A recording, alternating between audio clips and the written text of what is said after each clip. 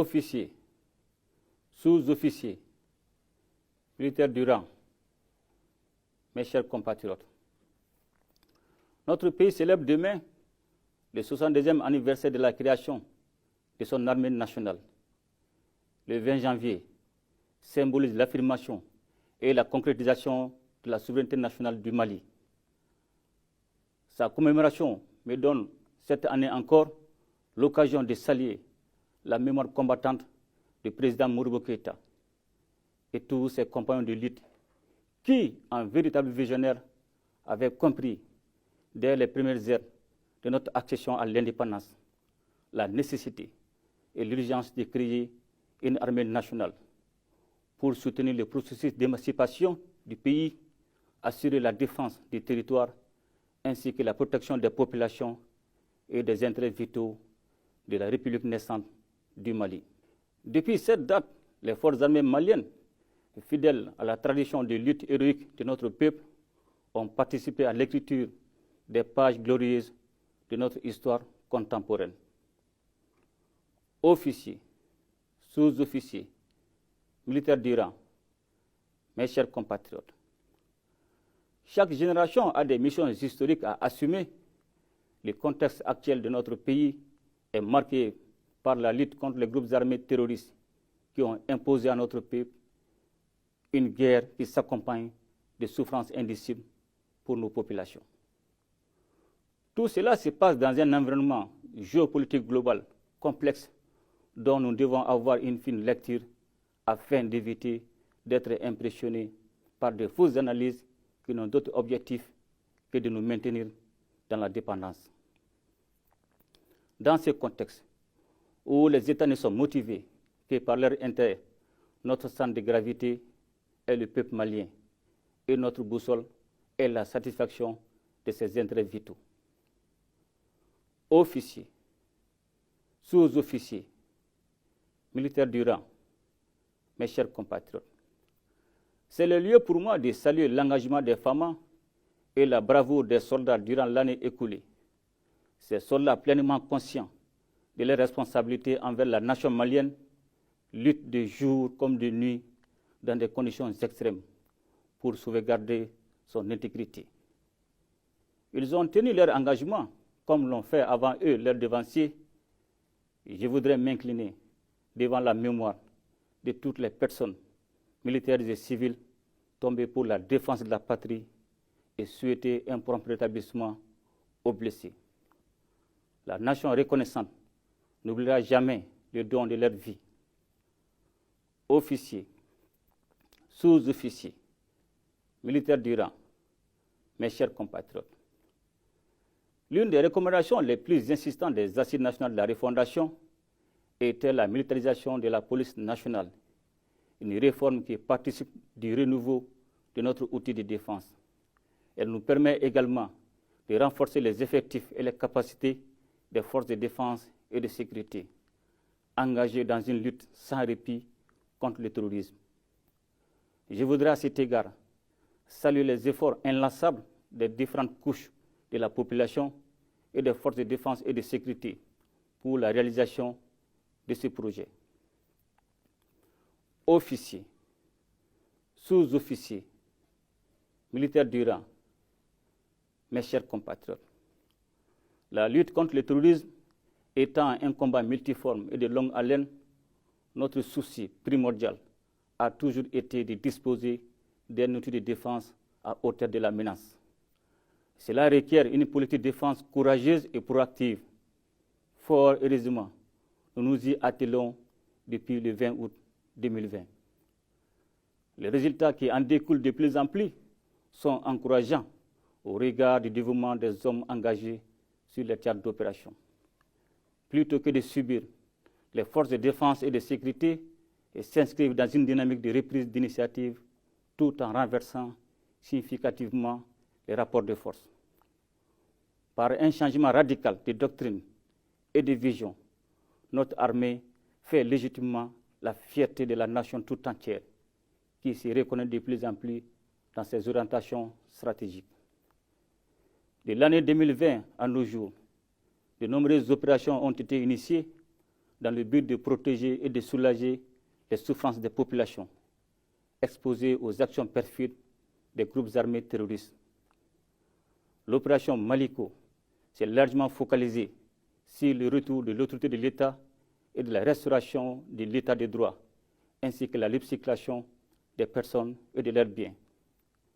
Bien que les résultats aient été fort appréciables, l'adaptation à la nature de la menace exigeait une nouvelle posture.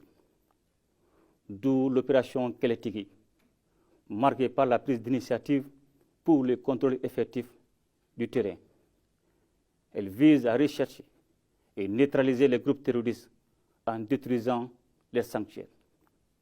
C'est ainsi que de nombreuses zones refuges des terroristes ont été identifiées et détruites au cours de l'année 2022, sans compter la récupération d'importants lots de matériel et de munitions. Une autre opération d'envergure dénommée Tilekura, qui, en plus de la consolidation des acquis de Kélétigui, s'inscrira dans la dynamique de sécurisation de la tenue du référendum ainsi que des élections générales à venir. À terme, toutes ces opérations concourent non seulement à étendre les espaces contrôlés pour permettre la libre circulation des personnes et de leurs biens, facteur de reprise des activités socio-économiques et du retour durable de l'administration et des services sociaux de base. Officiers, sous-officiers, militaires du rang, mes chers compatriotes, il est heureux de constater que les acquisitions des forces de défense et de sécurité en 2 ans de transition dépassent largement celles des décennies précédentes. Durant l'année écoulée, les forces de défense et de sécurité ont été renforcées en matériel roulant majeur, en armement et munitions pour augmenter les capacités des unités terrestres. Des avions de chasse de type Su-25, L-39 Albatros, des hélicoptères de combat de type Mi-35, Mi-24, Mi-8, Mi-171 et un avion de transport multirôle de type CASA C-295 pour renforcer les capacités aériennes et aéromobiles. Nous avons également acquis des radars de surveillance, des moyens de défense sol-air et des drones de type Bayraktar TPD pour davantage renforcer les capacités de l'armée de l'air. Par adhésion à notre vision d'équipement continu des forces de défense et de sécurité, des initiatives courageuses d'une grande ampleur ont été entreprises pour la formation du personnel, la gestion des ressources humaines et l'amélioration des conditions de vie et de travail des militaires. À titre d'illustration, nous sommes fiers de constater la création de l'école de guerre du Mali, dont la 2e promotion vient de faire sa rentrée. Il convient aussi de noter la mise en place et le renforcement d'un cycle de formation continue qui est un grand facteur de cohésion au sein de notre armée, qui s'attelle à juste titre à la maîtrise des effectifs par la mise en place des systèmes d'information et de gestion du personnel de la défense. Sur le plan des infrastructures, il convient de noter le début de la construction de 4 000 logements, dont 1 000 sont déjà en construction pour les forces de défense et de sécurité dans la garnison de Kati, ainsi que dans d'autres régions. La construction de l'hôpital militaire de 4e génération se poursuit également. Après la construction des camps de Nara et de Banaba, celle de Bougouni, San, Kouchala, Djema et Kita est imminente.